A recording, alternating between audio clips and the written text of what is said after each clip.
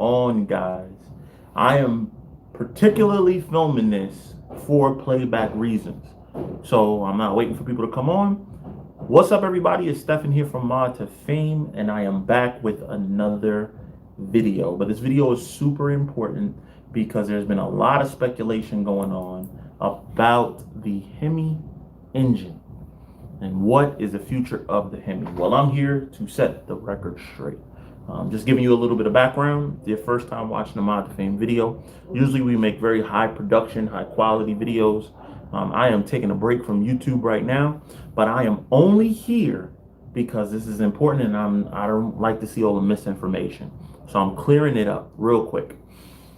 Mopar Dodge is owned by a company called Stlantis.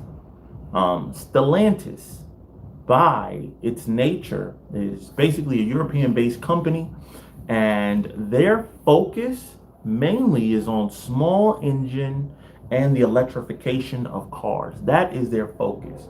And when they purchased from FCA, they knew what they wanted to do with Dodge. They wanted to use Dodge cool points in order to get into the market, in order to say that into the American market, and then to say that, hey, look, we're cool and we're not going to change anything. But as you guys know, I think that was last year, Dodge announced that they are killing off the Hellcat engine in 2023, right?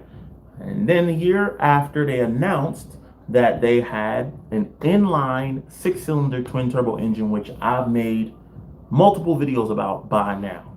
And my videos, the difference between my videos and everyone else's speculative videos is that I have a ton of working knowledge of these engines from building my own Mopars. If you don't have a built Mopar, you've never been inside of the engine, you don't really have the wherewithal to speak on it because you're just speculating. However, my experience is pretty vast, dealing with different size Hemi engines, whether it be 6.2, 6.4, 5.7, owned and messed with all of them. You understand what I'm telling you? So therefore, let me explain what Stellantis' mission and goal is. Their mission and goal is to have majority of the cars on the road from them be some sort of hybrid or electric as quickly as possible. So therefore, Motor Trend released last week an article saying that they have under good information that the Hemi is going to stick around in the new models. Let me tell you something about companies. They don't make new products to use the old products. That's not how companies work. They don't invest in both. What they will do is burn out the inventory of whatever they have left over, but they are not going to make new products to use old products. So it was not a surprise to me on Monday when Jalopnik released their article saying that the Motor Trend article was in fact false. And it was in fact that they are going to do away with V8s. Now, I don't know the year that that's going to happen. It's going to probably be once they start to run out of inventory for 6.2s and 5.7s, not 6.2s. 6.2 we know is going away 2023. They announced that. That's the Hellcat motor. 6.4s and 5.7s. I don't know how much inventory they got, but as they start to get close to depleting that inventory, what you're going to see is that new inline six-cylinder turbo, which is two options. You're going to have a 520 horsepower option, or they're saying 500 plus, and you're going to have a 400 horsepower option. Now, they are already putting the high output option in the Grand Wagoneer. I don't know if you guys know that, but that engine is already about to start hitting the streets in the Grand Wagoneer. Companies always put their newest products in the highest model of the line. The Grand Wagoneer is Jeep's highest model. It's also one of Mopar's or Stellantis's most expensive SUVs. They're going to test it in there because it's very low production in terms of the highest model. Not as many people buy it, and they can get the kinks and they can test out through there. A lot of these cars are not going to be the only car that someone owns when you're spending $100,000+, chances are, if something goes wrong, you can drop to the dealer and then pick it up whenever. It doesn't really matter to you as much because this is not going to be your only car. But when they introduce a new Challenger or a new Charger or replacement for those vehicles, it will in fact by far, I'm telling you guys, have this inline six cylinder that they developed because they spent all this money to develop that motor. So my thought process is the lowest model is going to have some sort of a probably 4-cylinder option. And then after that, it's going to have the 6-cylinder regular output, which is going to be the 400. And then it's going to have the 6-cylinder high output. And then there's going to be a model above that, which I feel like is going to be that E-muscle that they talk about, which is going to be the full electrification. Those are going to be the probably 4 power options that is going to come out in the new, or I don't know if it's going to be called the Charger and Challenger, but those are going to be the new ones that is coming.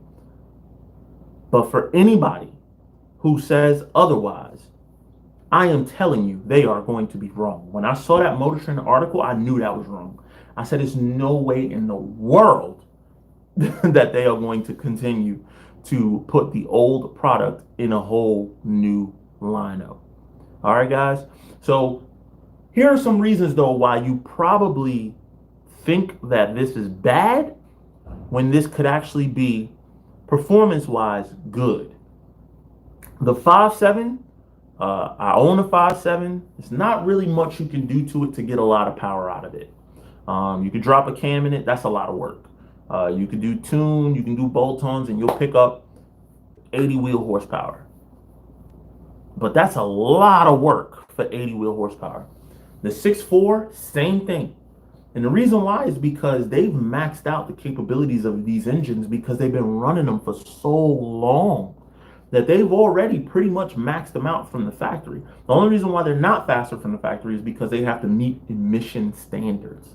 So those emission standards is what's holding them back, and you don't have to meet those in your own personal car, so you can make the changes, like, you know, a cam, which has more exhaust and intake duration, right? And you can add a more freer flowing exhaust and intake, you know, but they don't make a lot of extra power. However, the competitors in the space, for an example, you know, let's look at the new Supra. The new Supra, literally, from a piggyback tuner alone, something like a JB4. If you might know what that is, you might not. You can literally pick up with a tune only 80 wheel horsepower. So for the cost of, I don't know what a tune is, an actual like full tune, not a piggyback, but a full tune. I mean, what is it? $1,500, if that? Unless you're talking about the new Supras with the ECU. I don't know if they figured out how to unlock it yet, whatever the case may be, blah, blah, blah. But the point is, tune only, because of those turbos, you can up the boost, and then you can just ask for more fueling, and boom. And the other good thing about it is, in most cases, the factory over-engineers these turbo engines. And the reason why they over-engineer these turbo engines is because they want them to be able to last under that type of stress of boost. So a lot of them come with forged internals, which is why the Hellcat motor comes with forged internals, and the 6.4 does not, because it doesn't have any stress of boost. So therefore, that's why with a Hellcat stock motor, you can make 850 wheel reliable. Little E85, 850 wheel, super reliable. Okay, you want to run 93? You can make 760 wheel reliably all the time, and it's because the engine and the systems around it are built to maintain what those cars make, which is anywhere from 640 to about 660 wheel.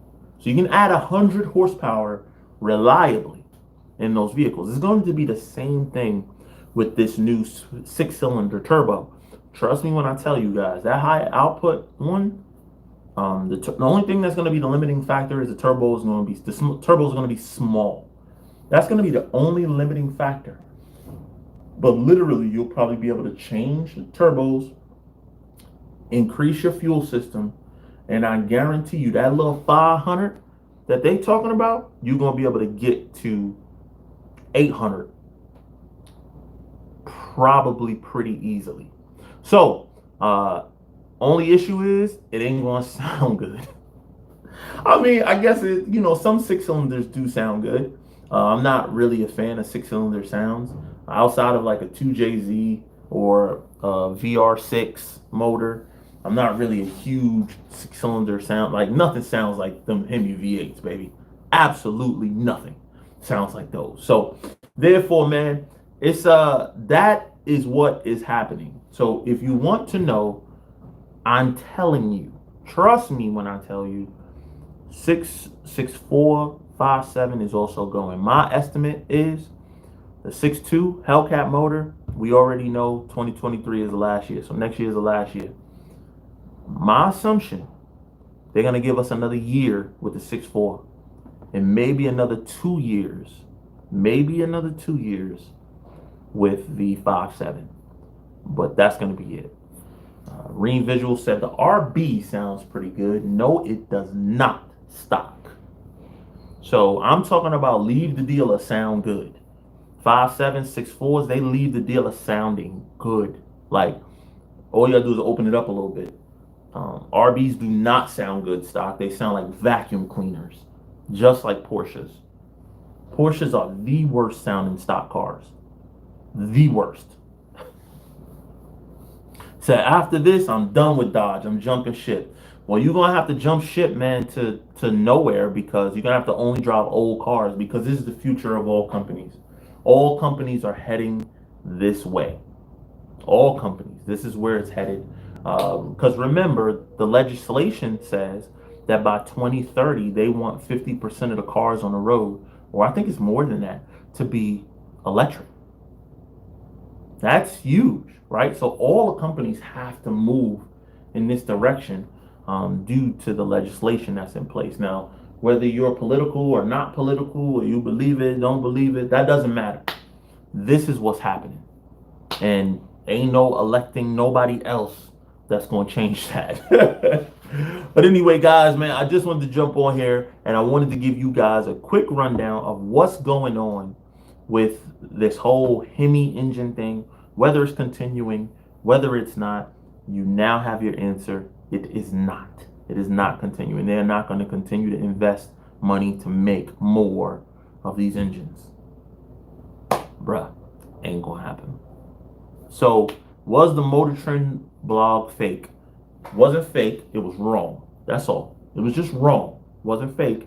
It was just wrong. So, there you go. Doug said, I'm keeping my 5.7. I feel you, brother. Hold on to it. My goal is, I would love to, if things go the way I want them to go, I would love to add another Hellcat. Like maybe a 2023 final year, red eye,